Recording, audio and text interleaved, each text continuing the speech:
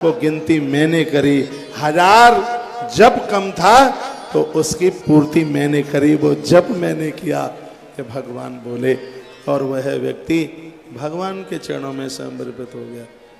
हम आपसे बात करते रहते हैं, इतनी हैबिट में बात आ गई है, जब चलता रहता है। यही सोच लिया है जब हम करेंगे और गिनती हमारा मालिक करेगा, हमें गिनती करने की क्या जरूरत है, तो अपने आप करेगा। इस जप को यदि आप भावना के साथ आप करते हैं, श्रद्धा के साथ करते हैं, भगवान को होने की अनुभूति आप रखते हैं, तो 2.5 लाख तो पर डे बहुत हो जाएगा। 250 भी आप रोज जप लोगे तो भगवान आपके बीच प्रकट हुए बिना नहीं रह पाएगा। एक बार कहूंगा, जितना भी ये मानसिक अपराध होता है वो जप के द्वारा दूर होता है, जितना शरीर से अपराध होता है वो उपवास के द्वारा वह अपराध समाप्त हो जाता है। कल अपरा एकादशी है, कल कामदा एकादशी है, कल पद्मा एकादशी, कई नाम हैं उसके, संतों ने बहुत नाम ले लेकर के उससे गाया। पहली एकादशी निकली, उसका नाम कमला था, पद्मा था। अधिक मास की एकादशी की बड़ी महिमा है। कल एकादशी आ रही है, 3 साल के बाद आती है ये एकादशी अधिक मास में।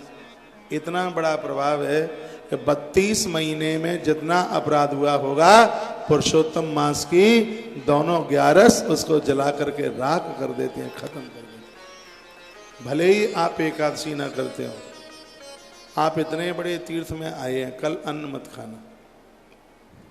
अब बाहर खा के आ जाओ तो पता नहीं है, यहां तो खाओगे ही कहां से जब बनेगा ही नहीं तो। यहाँ तो फलियार बनेगा, और फलियार भी ऐसा बनता है कि रोटियों का तो ध्यान ही ना रहे, रोटियों की तो जरूरत ही ना पड़े। यदि आप गोवर्धन श्री गिरिराज जी में हैं तो कल आप अपरा एकादशी, इस परम एकादशी को आप कीजिए। बहुत ग्रंथों में इसकी महिमा का वर्णन किया गया है। खूब जप करो भगवान का, हाँ, बैठ करके करो, पंचपात्र रख के करो, दिया जला करके करो, आसन लगा करके करो। इसको नियम से करते हो तब ये जप होता है, और चलते फिरते इसको करते हो फिर ये जप नहीं, ये सुमिरन बन जाता है। फिर आसन लगा कर, ये बहुत बड़ा विज्ञान है, ये बहुत बड़ी विधा है। इसको बैठ करके करेंगे, आसन लगा के करेंगे, पंचपात्र रख करके यदि इसको करेंगे तो ये बन जाएगा वो मंत्र जप, जिसको पहले तुम जपते हो फिर भगवान उसको जपना शुरू कर देता है, और चलते फिरते उसको आप ले रहे हैं। बहुत लोग जूते चप्पल पहन के चाय पी ली फिर भी वो जप कर ही रहे हैं, सब चलता है, और कहते हैं सब चलता है। वो सुमिरन का रूप धारण कर लेगा। मंत्र 3 प्रकार का होता है, एक गुरु मंत्र होता है, एक इष्ट मंत्र होता है, और एक कामद मंत्र होता है। कभी कभी गुरु मंत्र और इष्ट मंत्र दोनों एक हो जाते हैं, कभी कभी किसी का इष्ट अलग होता है और मंत्र दूसरा मिल जाता है। फिर कहा जाता है हमें तो कोई फल नहीं मिलेगा, हम कृष्ण के भक्त हैं, और मंत्र मिल गया है महादेव जी का।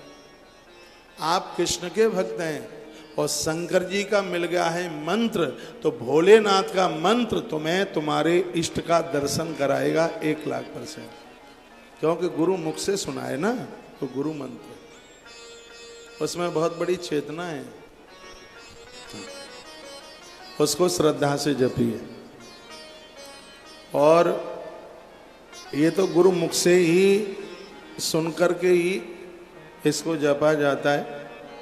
मन की प्रसन्नता के लिए, जैसे कृष्ण का मंत्र आपको गुरु मंत्र में मिला, शंकर जी को हम मानते हैं तो संग संग में एक आध माला और कर लेते हैं, ओम नमः शिवाय, ओम नमः शिवाय, ओम नमः शिवाय, ओम नमः शिवाय, तो इसको इष्ट मंत्र के नाम से जाना जाएगा। शंकर जी का आप मंत्र मिल गया है और आप राम जी के पुजारी हैं, तो उसमें ओम राम रामाय नमः, ओम रामाय रामा, ओम राम रामाय नमः, ओम राम रामाय नमः, ये इष्ट मंत्र है। इसको आप खुद आप जप सकते हैं, कोई दोष नहीं है। बहुत ध्यान से सुन लें ये बात।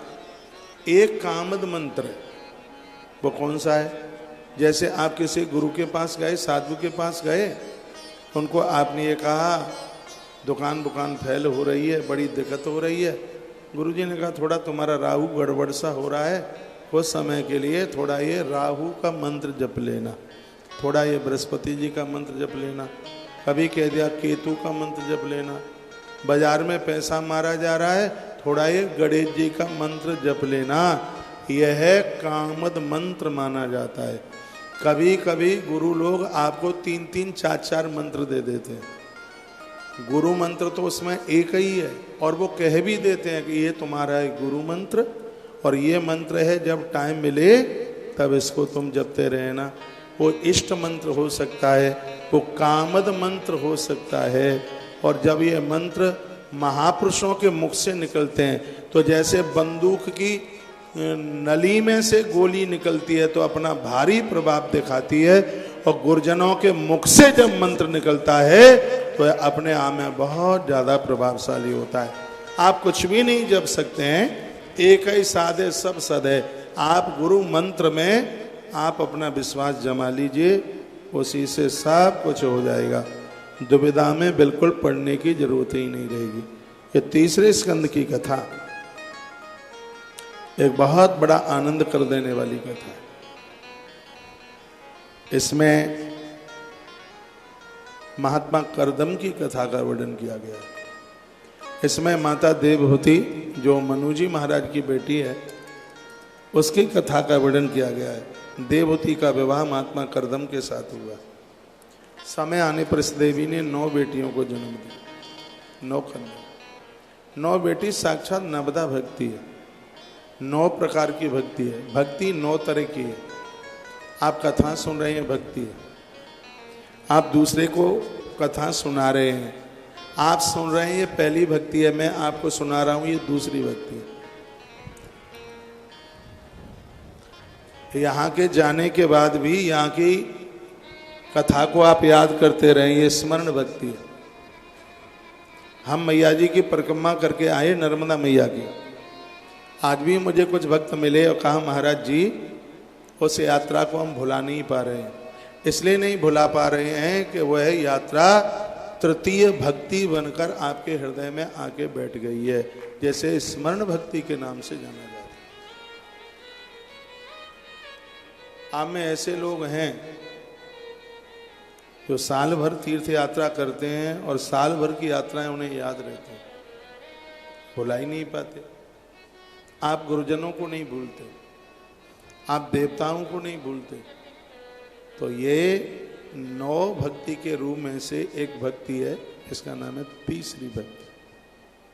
श्रवणम कीर्तनम विष्णु स्मरणम। चौथी भक्ति है, ये आदत पड़ जाए, भजन आदत में ही तो होना चाहिए।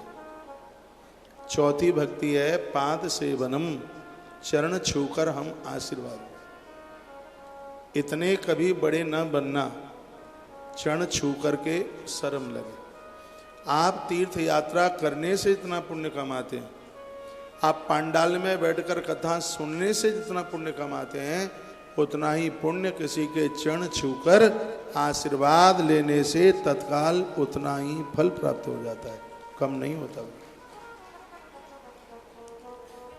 सुबह जागते हो तो सबसे पहले धरती माता को प्रणाम करो, खोले आकाश को प्रणाम करो। जब नहाने के लिए बाल्टी भरते हो एक बार हाथ जोड़ो, उसमें तीर्थ सरोवरों का, तीर्थ नदियों का आह्वान करो। ये भक्ति है ना। इस भक्ति का नाम है पाद सेवनम। माँ बाबू जी के आप चरण छूते हैं, बड़ों के पांव छूते हैं, धरती माता के चरण आप छूते हैं, ये भक्ति है पाद सेवन। अर्चनम, बेल पत्रियां आप चढ़ाते हैं, तुलसी चढ़ाते हैं, चंदन चढ़ाते हैं, रोली लगाते हैं। रोली लगाने से पति की उम्र बढ़ती है, चंदन लगाने से धन बढ़ता है। चंदनम महत पुण्यम सर्व पाप प्रणाशनम। आप देवताओं को चंदन लगाओगे, इससे पति का व्यापार बढ़ेगा, बिजनेस बढ़ेगा। घर में गर्भिणी नारी है, उसके उदर में संतान सुरक्षित रहेगी। ये चंदन का प्रभाव है, ये जो मैं आपको निवेदन कर रहा हूँ। तो अर्चन में ये सब आता है। आप पत्तियाँ, बेल पत्रियाँ चढ़ाते हैं, तुलसी पत्र चढ़ाते हैं, फूल दूर्वा ये सब चढ़ाते हैं, ये सब अर्चन में आता है। आप दिया जलाते हैं, ये सब अर्चन में आता है। अर्चनम। पूजा के बाद में फिर आप हाथ जोड़ते हैं। कहते हैं कि जब आप हाथ जोड़ते हैं तो संपूर्ण धरती के 84 लाख योनियों में जीने वाले सब के लिए हमारा बंधन प्रणाम हो जाता है। पूज्य श्री डोंगरे जी महाराज जी के तो हाथ ऐसे ही रहते थे। वर्चनम अर्चनम बंधनम दास्य। भगवान के दास बन के रखिए। लोग आपको किसी भी नाम से बुलाएं, लेकिन अंदर से श्यामा दासी, हाँ, मोहिनी दासी, दासी, कल्पना दासी, ललता दासी, स्मृति दासी, अंदर से दासी शब्द भाव के साथ लगाइए। और हम और आप उस परमात्मा के दास। भागवत जी में वृत्रासुर की कथा आती है। उसने कहा दासानुदासो भवतास्म भूय। भगवान आप हमें बस अपने दास का दास बना दो। मालिक नहीं बनना, दास बनने में आनंद है। वो आनंद मालिक बनने में कभी नहीं हो सकता। यदि हम ऐसा कर रहे हैं तो 9 भक्ति में से एक भक्ति हमारे पास चल के आ गई। और अगली बात है सख्य। भगवान के साथ कोई रिश्ता जोड़ लो। प्रभु को बेटा भी बना सकते हो, पति भी बना सकते हो, मित्र भी बना सकते हो, गुरु भी बना सकते हो, और भाई भी भगवान को बना सकते हो। एक बार मेरी कथा उदयपुर में हुई, राजस्थान में। तो मैंने सांवरिया सेठ का मंदिर नहीं देखा था, कभी दर्शन नहीं किए थे। तो थोड़ा सा मुझे समय मिला और मैं सांवरिया सरकार के दर्शन करने को गया। ये शायद चित्तौड़गढ़ डिस्ट्रिक्ट में पड़ता होगा, अंदाजा, मुझे उतना ध्यान नहीं है जिला वगैरह का, लेकिन छवि मेरी आंखों के सामने घूम रही है। इतना अद्भुत पत्थर का मंदिर सांवरिया सेठ का, ना गए हो तो मेरे निवेदन पर जरूर जाना। आप कहोगे वैकुंठ उतर के भगवान का धाम नीचे उतर के आ गया, ऐसा अद्भुत मंदिर। दर्शन की तो पूछो ही मत, दर्शन कितना अद्भुत। इतनी अंदर खूब जगह है, इतनी जगह के एक साथ में 5000 लोग उनके सामने खड़े होकर के दर्शन कर सके, इतनी बड़ी जगह है। तो दर्शन किया, खूब हम रोए। पहली बार दर्शन किया, भारी अच्छा लगा, प्रेम के आंसू निकले।